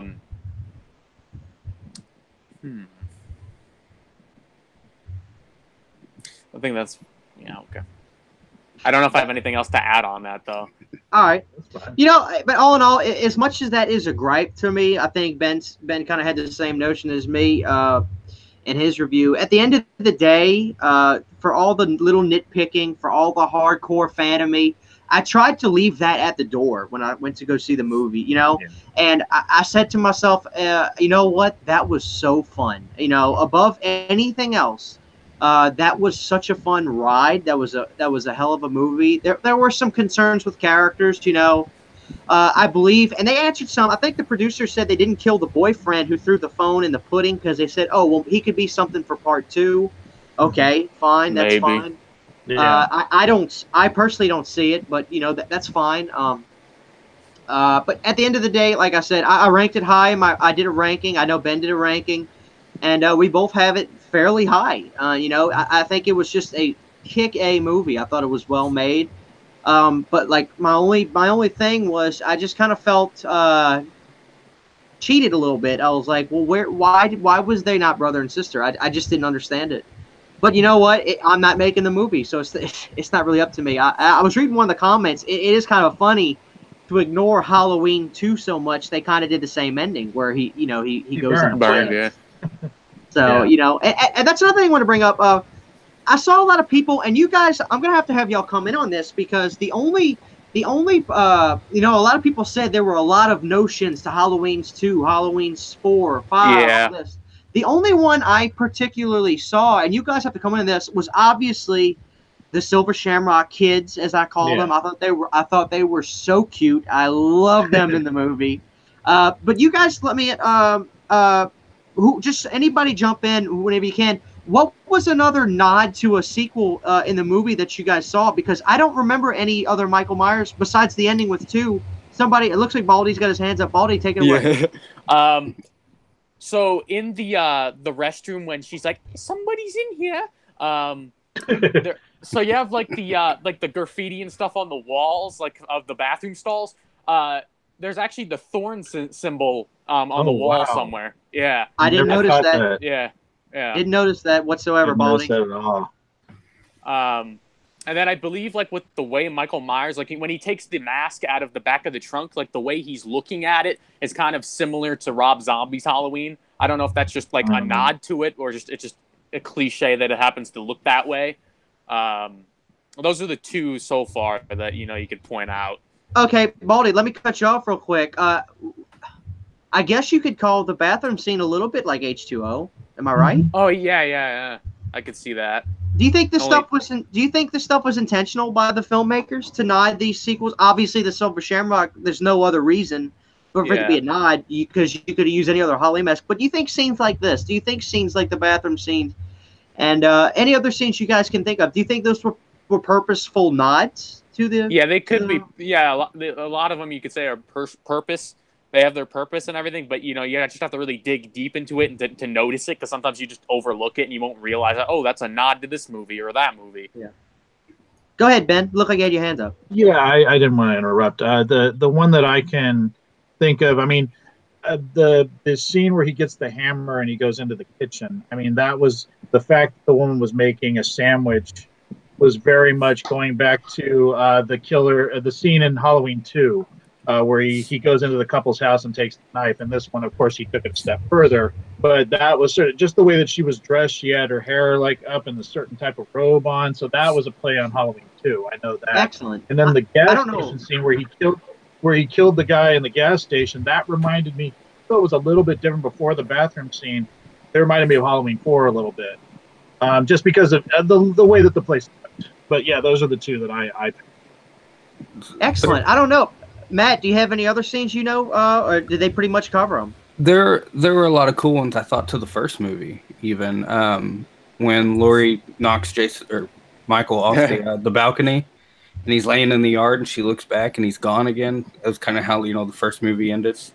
Oh, and they flipped it in this one, right? They flipped it with her, yes. And they also did the same thing at the end when the daughter was down in the trap. Yeah. And you see Laurie's face kind of pop out of the background in the pitch black, and she's like, "Gotcha." They did that with Michael in the first movie as well, where he's, I think, right before, he stabs the guy to the wall. So those were both pretty cool nods. And then, I mean, talking about stabbing someone to the wall, they did it with the one dude too that was in the house with the girl where she tried to shut the closet. He was, stuck to the wall as well. So they made a couple nods there that I really appreciated. But the one where they flipped the roles, where Laurie knocked Michael out off the balcony and he's like laying there, and then they flip back, and they even do like the sound effects and everything when he's gone. And I thought that was pretty cool. Right. It looks like Sean Erskine said Miss Elrod. That must be the woman, right? Yeah. From I couldn't remember the name. For some reason, I knew it, and I was like, yeah, the Elrods, because that was in the beginning of Halloween 2. All right, excellent. I got a couple more Halloween questions I want to bring up to you guys, and then we'll go on to Child's Play. First off, I want your guys' comments.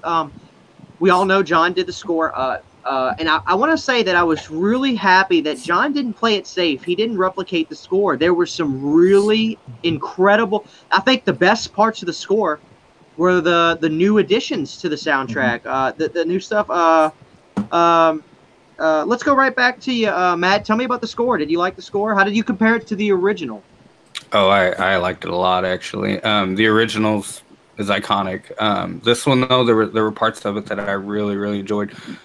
When they find the boy dead on the fence, when he's got the fence stuck and she's running, banging on the doors, that gave me goosebumps in the movie theater. Hearing, that soundtrack to that specific scene, it really kind of, it put an eerie, like he's hunting me kind of feel to it, and I really did enjoy that part. Right.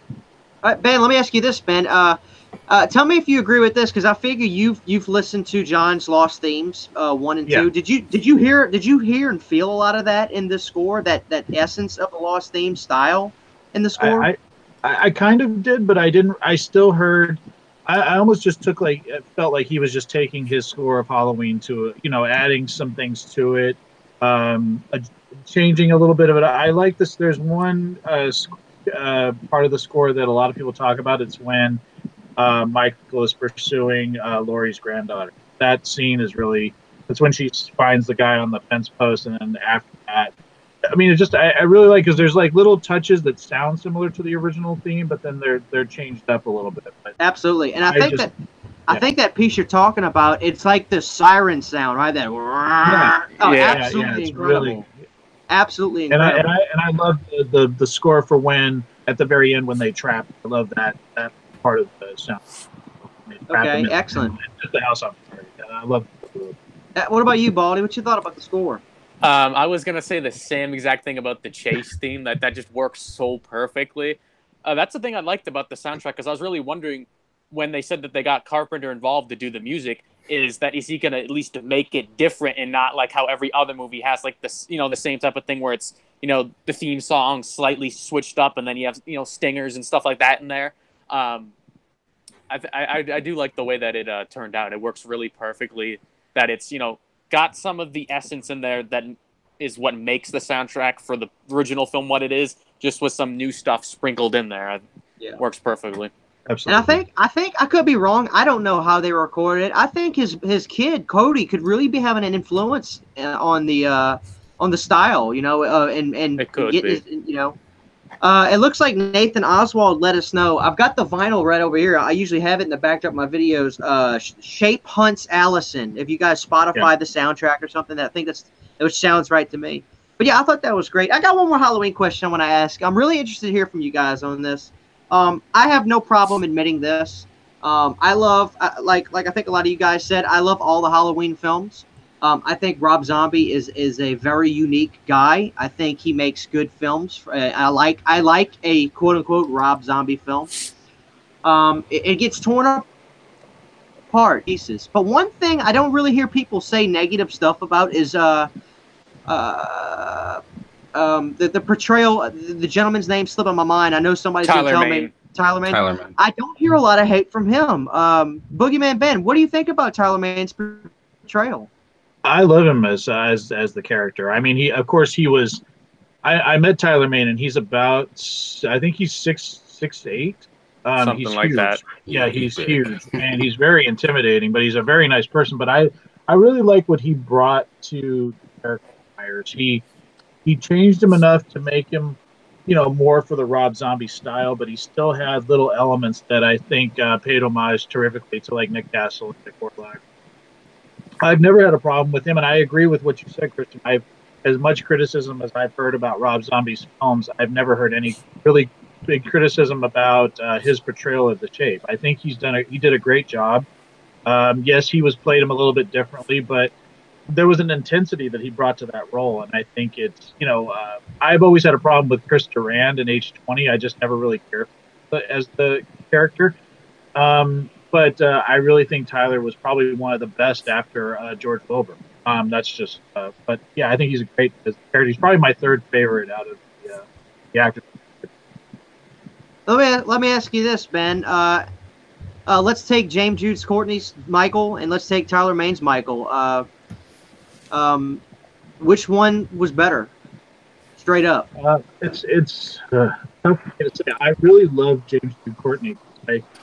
The thing about him is, I think Baldy was saying this, is that he studied, seems like he studied Nick Castle a little bit. Maybe, I don't know whoever said this, but it does feel like that. I feel like he really made the Michael that we came to experience in the first film come back to life, 40 years later, because Dick Warlock did play Michael Myers a little bit different.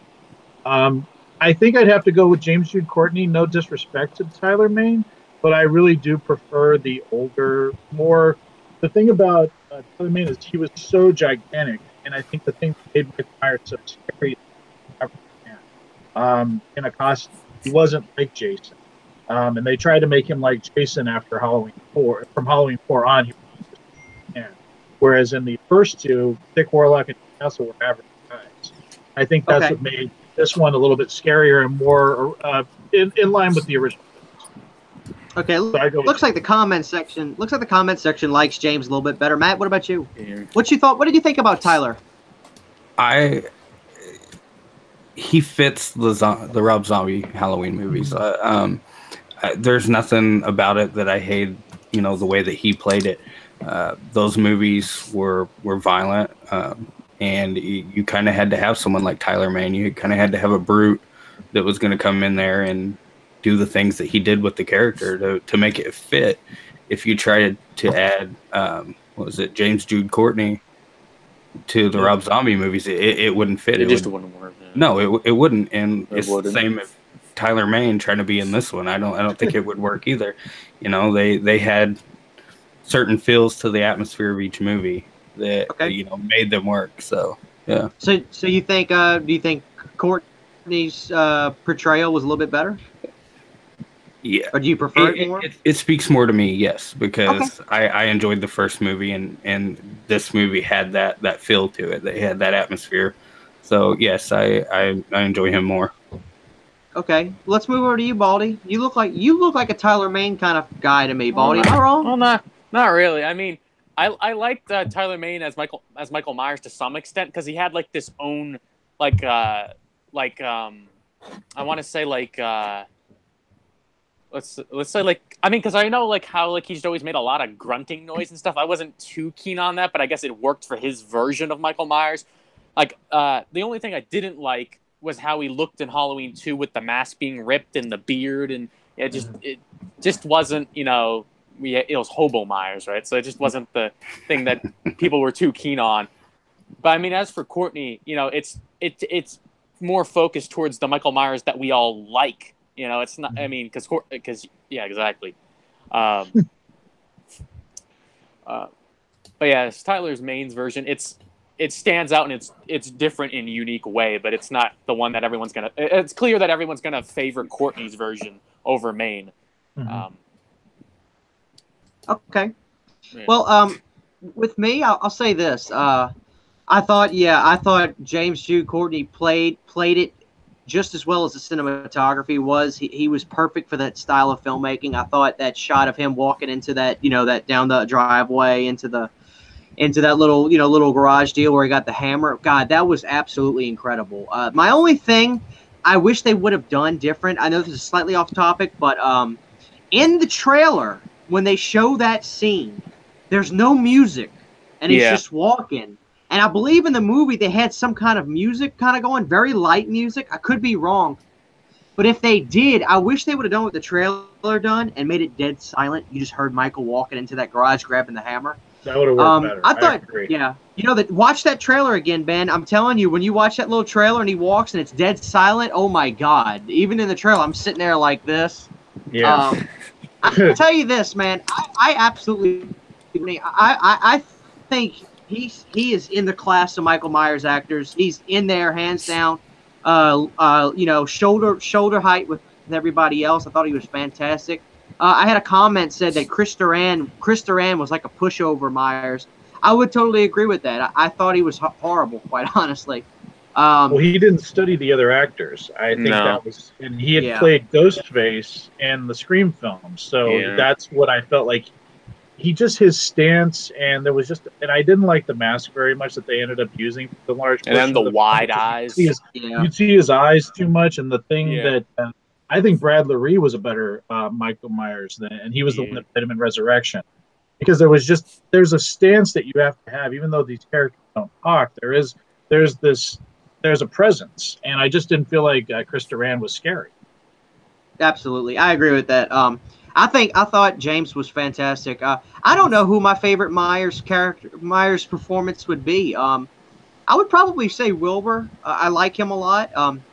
He's great. I love Tyler Mane. I thought he was fantastic. I put it to you like this: if I was going to be in a house where I had to run away from a certain Myers, the last one above James Jude Courtney, above Nick Castle, above Wilbur. The last one I would want to be in that building with me would be Tyler Mane's Myers. Yeah. So, he's intimidating. And I dare say this. Okay, my brother, he just had a baby, so he wasn't able to go see Halloween in theaters. He's busy, obviously. Mm-hmm. He called me up. Trey, my brother Trey, respect to him, lieutenant in the Army. He says, Christian, just answer me this. If this Michael Myers got in a fight with the Halloween guy, I said Rob Zombie's Michael Myers would kill him. I mean, but that doesn't matter. But I thought that was funny. But you know, I would agree. I still think James Courtney's. I mean, but it's the movie that makes it such a great performance. It was the cinematography. It's the scenes that make it fantastic. I think he's up there, guys. I think he's up there with Wilbur. I think he's up there with Shanks. I think he's up there with Tyler. I think he's there. You know, he was fantastic. And if they do another one, if they change everything else in the next movie, they got to have James Jude do it again. I mean, because how many Halloween was there ever a Halloween movie where the same guy did it consecutively? I don't think so. Just Wilbur. Oh, just Tyler. I mean, but he Tyler, didn't. because Tyler. Wilbur was 4 and 6, but then 5 was what's his face? I can't think. Yeah, and real quick comments on this. Nathan Oswald asked thoughts on Don Shanks. I thought Don was Don just, Shanks. That's what it was. Yeah, I thought like Don Shanks Shanks. was. I thought he was pretty good. I thought Shanks was the best thing about the movie. I thought the mask was badass. I don't care. I mean, I get it. I know the mask is different. I know it's not even Myers, but that mask is intimidating. If anything else, what do you think, Ben? I never had a problem with the part 5 mask. The mask, the only Halloween mask that I wasn't crazy about were the ones in H20, and I think that's because they changed it so many times. There was 3 different masks that they used. The one in part 5, for me, it's like as a kid, because it looks so different from part 4. I just said, well, he did get blown out of a cave and go down a river. The water. I said, well, maybe the mask just got distorted from that. I mean, it's just like, but I thought it was creepy looking. I thought Don Shanks was very. Yeah. What about you, Matt? Did you like the mask in 5? I like the mask in 5. I'll agree with Ben. H20 had probably the worst mask, I think. I also didn't really care for the mask in Rob Zombie's Halloween 2, honestly. Yeah, the rip. The half one. Yeah. But other than that, I've liked all of them other than those 2. So yeah. All right. Well, excellent, guys. Look, we're gonna cap off this panel with one more topic. It's not gonna be nightmare related. It's not gonna be Halloween related. Thank you guys for joining me. But let's get to this because this is the topic of the hour. This is what everyone is talking about. That's Child's Play. Let me bring the audience up to speed and the people that see this not live, because majority of people will see this not live. So we've got Don Mancini taking the show, taking his continuation to television. I don't think we know where it's going to television yet. We know it's going to continue from Cult of Chucky, that his original story. And then we've got MGM on the other hand, and MGM's like, hey, we're going to make Child's Play too, but we're not going to do Chucky story. We're going to make a new story.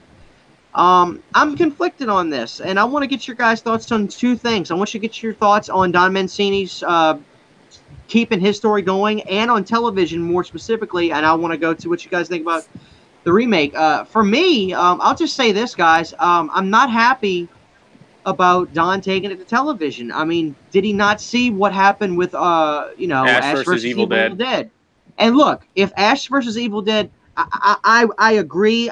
Bruce Campbell is so mad at the horror fans, and he has every right to be, because the people stole the show. I mean, I didn't pay for Showtime to watch the movie. You know what I did? I waited for season 1 to come out on Blu-ray, and I bought it on Blu-ray. I think if Ash versus Evil Dead wanted to succeed, it should have been a movie, number 1, because people would have went to the theaters, I think. Or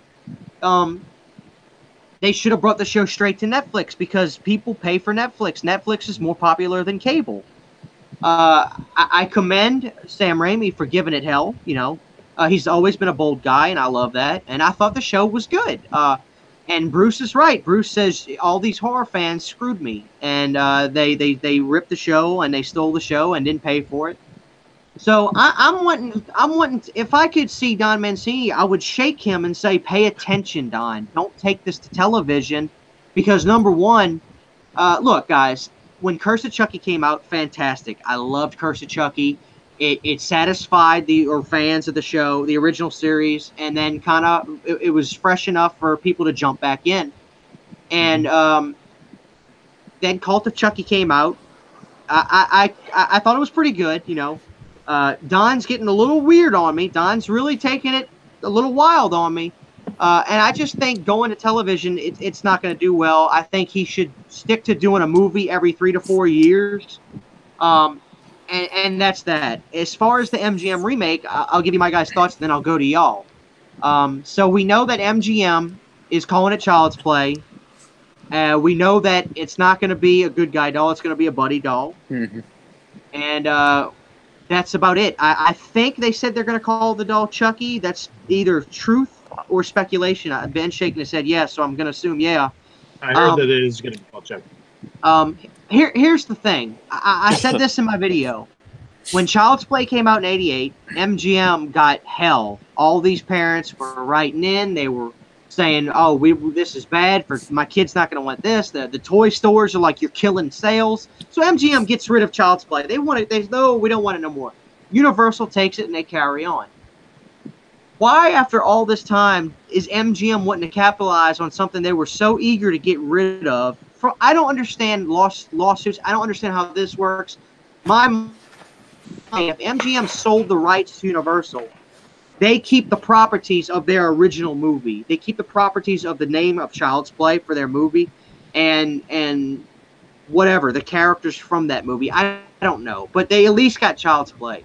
I just find it very peculiar that MGM, after all this time, wants to get in on the gravy train, I guess, so to speak, because of Halloween. And I'm going to be honest. Call me crazy. I am more excited to see MGM do something different with this remake than Don Mancini getting into his ridiculous story he's getting into with television. So I'm going to leave it at that. Exactly. Nathan's got money bags right there. I'm more excited, though, to see what MGM does because at least it's going to be something new and more or less simple. You know, instead of what I'm not excited what Don's doing. Don's getting too wild for me. I'm sorry. It's getting too crazy. He's having too much stuff going. Let's start with you, Baldy Jack. What do you think about the television show and what do you think about the remake? I think the television show, you know, it's going to easily fall through sooner, sooner or later from how far they get into the seasons and, you know, where it ends up. As far as the movie goes, I'm interested in seeing what they plan on doing with the movie. Yeah, I think the doll might be named Chucky, just that, you know, it's a buddy doll or whatever. Funny enough, Child's Play comes out the same day that Toy Story 4 comes out. That's kind of coincidental that they scheduled it for that date.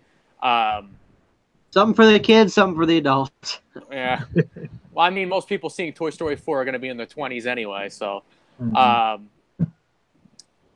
going back to, like, the TV series, it's like, where is that going to go exactly? Like, is it going to have, like, different stories of, you know, Charles Lee Ray knew in the past that he's going after, or, you know, like, possessing other people and stuff, like, you know, with the voodoo curse that, you know, voodoo for dummies that he found, you know, on the internet or something. But it's like where's it going exactly? That's the question.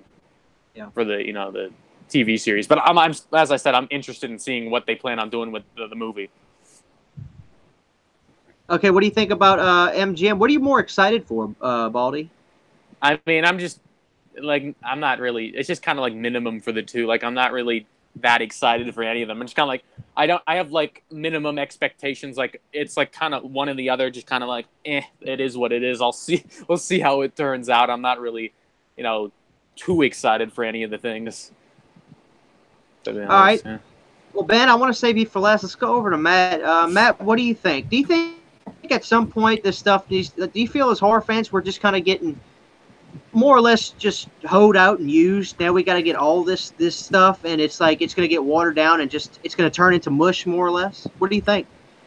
With the TV show, I think it will. I don't think that franchise fits as a TV series. It's going to be hard to take Chucky episodes or Child's Play episodes with the cliffhanger, I guess, where you're going to have to wait for another episode where it just ends, you know.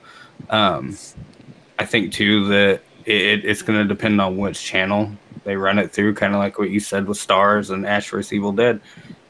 Not many people have Stars, so that's going to be a big part of its success is where they want to play their episodes through. If they went to Netflix, I think it could be mildly successful for, like what Baldy Jack said, for a little bit, but eventually it's going to fall through the cracks and people are going to lose interest. Because I don't think it'll be the same Chucky that you're used to seeing on the big screen or even straight to DVD movies. As far as you think it? Go ahead, Matt. I'll ask you this question when you're done. Go ahead. I was gonna say, as far as the MGM's going, I think that they are cashing in on the fact that it was successful with the remake. Halloween's been successful with the remake. Chucky's, in that lineup, it's a big name. It's what people know. So I think that they're cashing in on the idea that people recognize that character. And if we do something with it, then people are going to be drawn to that, whether they're a horror fan or not, because they know the name, they know the character enough to kind of have some curiosity. As far as, the kids that, like my age, when Child's Play 1 came out, I was at that age where I was scared of that. I remember, right, absolutely, it freaked me out. But I'm at an age now where I'm like, oh man, that scared me to death as a kid. I want that same feeling now, but I'm adult.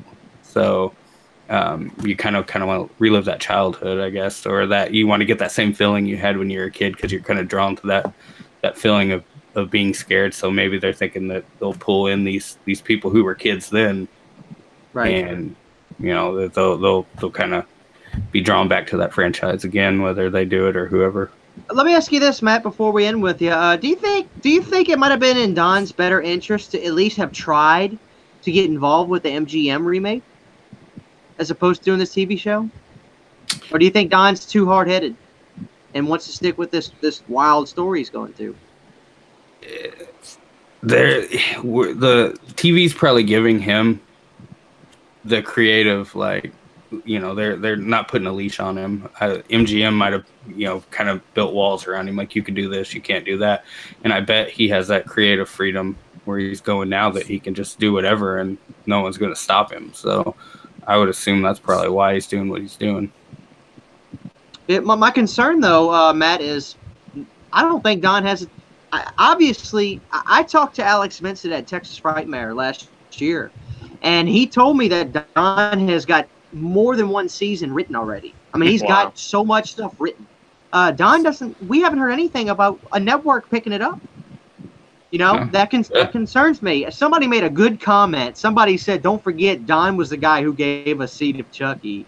And with that, I want to move. Over to Boogeyman Ben. Ben, what do you think about all this, Ben? It's tough. For me, I mean, the Child's Play movies that I love are the first three.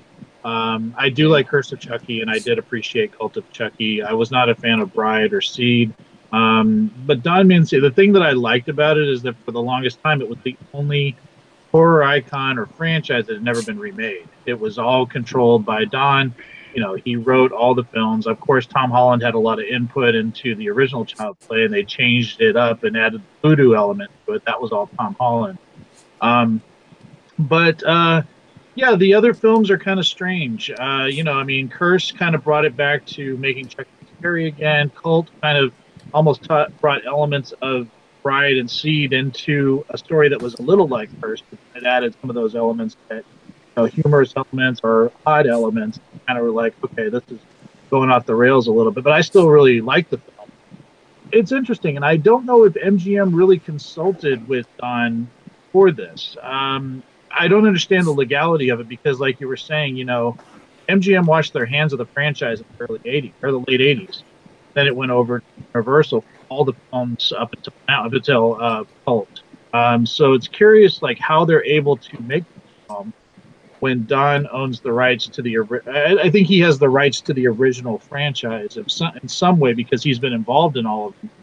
But for me, it's like the element besides him that's made the series a success is Brad Dourif. I mean, Brad Dourif will not be doing the voice of Chucky in the new film. And for me, that character came to life because of Brad. I really am kind of against the remake, just because I feel like they went behind Don Mancini's back.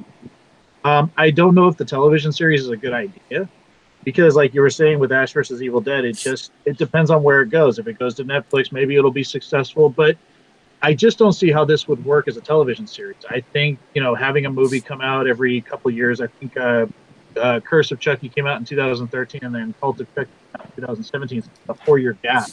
I think that works in keeping the character and the stories going. And it's going to be interesting how this all works out once this remake comes out and everything. But I haven't heard anything else about the television series. All of the people that were involved in Cult are going to be in it. So yeah, it's interesting. Well, let me ask you this, Ben. I want to cap off with this, and I'll get everybody's thoughts on this, and then we'll wrap it up for the night. Okay. Let's go to the original movie real quick. I read an interview where Don's story was called Blood Buddies. It wasn't called Child's Play. It was called Blood Buddies, and then the kid apparently cuts his hand and then cuts a hole in the doll or something and puts the blood in the doll. Somebody jump in on this for me real quick before I get to my question. How did that go again? It was similar to that. I think it was almost like the doll became his avatar almost. And it was almost like... good enough, yeah. Yeah, something like that. So this is what I want to get at. Don has a lot of hard feelings towards the original film because it's nothing like his story. You can find the interview. I'll link when I go to edit the thumbnail and everything for this video later. I'll link that interview in there. But Don does not like the first movie because it's totally not what his story is. But when I listen to his idea of Blood Buddies, and then I see what the movie actually turned out to be, let's be honest, they're both ridiculous in a sense. Okay, you've got one possession of a doll, and then one kid putting blood in a doll. I'm glad they didn't go with Don's because personally, I just think his is a little. I don't trust Don's sensibilities sometimes, and I'm very hesitant with Don as much as I appreciate him, but I much prefer the possession of the doll. If you're familiar with that, I'll go to you, Baldy. Or if you're familiar with that idea or the idea of what I'm telling you now, of Don's original story was him possessing a doll. I mean, putting blood into a doll and then the doll becoming him, so to speak. Would you have rather have seen that as the original Chucky? Do you think they did it? They did it right? No, I think it's fine being the way it was with the possession of the doll. The whole blood thing just seems very wonky to me. I'm just like over here like shaking my head like this just doesn't work. I don't. Yeah, it's a little far. It's a little too far fetched because at least with possession, that's something that's speculated in real life. At least I don't know. I mean, there's documented exorcisms for God's sake. So I mean, at least there's. What about you, Ben? What do you think? Do you think they did it right, or do you think they should have went with what Don did? I remember. I think it was on the Child's Play DVD or something, and they were talking about the original story. And I knew Don didn't like the voodoo element at all. And that was more from Tom Holland, who I love. I think Tom Holland's a fantastic screenwriter. So absolutely. I really have to go with what Tom Holland did. I really think he made that character interesting and the story more interesting as opposed to, what the original concept was with Don's. That just seemed a little, like you were saying, too far-fetched and too silly. Right. What about you, Matt? Do you think they did it right, or do you think they should have went with what Don did? I think they did it right the first time. The possession, I guess, makes sense. The other way just seems kind of silly. Like I haven't heard anything about that. So I guess what I'm kind of thinking is they're going to have the guy, you said an avatar of the doll. So he's still going to be alive and he's just going to be able to control the doll.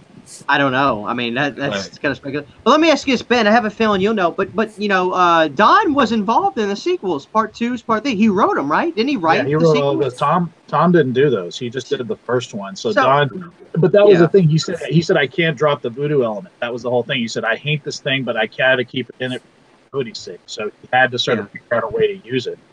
Yeah, so this is what I was getting at, guys, and I want you to comment. I don't want to sound like I'm anti Don Mancini. I think Don is good at what he does, but I also don't trust him obviously fully. I just think he come up with some bad ideas, and obviously he did because let's be honest. I saw a comment. Somebody said watching Seed of Chucky is a literal chore, and I would agree. So I just don't. You understand what I'm saying? So this is why I say I don't trust Don, and I don't trust his nature to go to television. I just think it's a bad decision. Am I wrong? Or I think it's risky. I think it's risky. Yeah. Well, guys, I guess we'll leave it there. Baldy, any final comments? Speaking of Don Mancini and ideas that he was coming up with, I remember, I don't know where I read this or where I heard this, but he had this idea of where he would take Chucky and somehow put him into the time setting of World War II. Let that sink in for a minute. Like, what? Heard that. Yeah, I'm like, that's ridiculous. Bad. How about you, Boogeyman Ben? What do I think about that concept, or just final thoughts in general, man? About Child's Play, or just in general? Whatever. Child's Play, Halloween, Nightmare on Elm Street. Just cap off the night. I love seeing these horror icons live on. I mean, I think that's why the new Halloween was so special to me. Because it was done with heart, it was done with class, and I love the reboot of Friday the 13th. It's one of my favorite remakes of all time. I think it's really well done. I never got the criticism for it. You can see where the heart's not there, like you've seen with the Nightmare on Elm Street remake. I think that was a horrible remake. And I'm questioning the motivation for the Child's Play one is there to cash in. It's not really there for the heart of fans. So I think that I love these horror properties. I want to see them live on, but I think it has to be done with respect for not only the fans, but for people that just are interested in seeing these films. I mean, you got to pay homage, but also take it to another level, take it a step forward, and continue to reinvent them in interesting ways. So. Excellent. All right, Matt, cap us off. Yeah, I'm gonna agree with what Ben said. It's nice to have these characters still around. That it's not a thing that they're just there for a little bit and then gone, and then we're just forced to go back and watch the movies that we grew up with. It's nice to see new content being put out. It's also nice to have these directors also being able to make new content, new characters, and stuff like that. So it's just nice to be a part of the horror community and being a fan, because you get to see all this stuff, how it unfolds from when you were a kid till now. New characters, the remakes, and how they're spinning off old characters. So just agree with what he's saying with that. So it's been a fun live stream. Enjoyed talking about Friday the 13th. Enjoyed kind of our little segue to Halloween and even to Child's Play. So it's been a good time. I want to thank, we got Nathan Oswald's been sticking with us, Spirit Halloween 66, Puckett, Sean Erskine. Thank you guys. I've been reading y'all's comments. Y'all are up to no good in the comment section, but y'all been making me laugh. I think a good follow-up to this panel was really fun. I'd love to have you guys back. I think if we go, talking about it, let's talk about part 2 next time. I think that'll be absolutely awesome to get into that. Thank you guys. We're going to wrap it up for the night. It's been fun. I want to thank Boogeyman Ben. I want to thank Count Von Strange. I want to thank the one and only Baldy Jack. And we're going to cap it off, guys. I want y'all to have a great weekend. Obviously, guys, go check out Matt's channel, Count Von Strange. I know you guys probably watch Boogeyman Ben, but if you have not, go check him out. And Baldy Jack, he's the Friday the 13th guy. So, all right, guys, ladies and gentlemen, we love y'all, and we will see y'all on the next stream. Good night. Night. All right.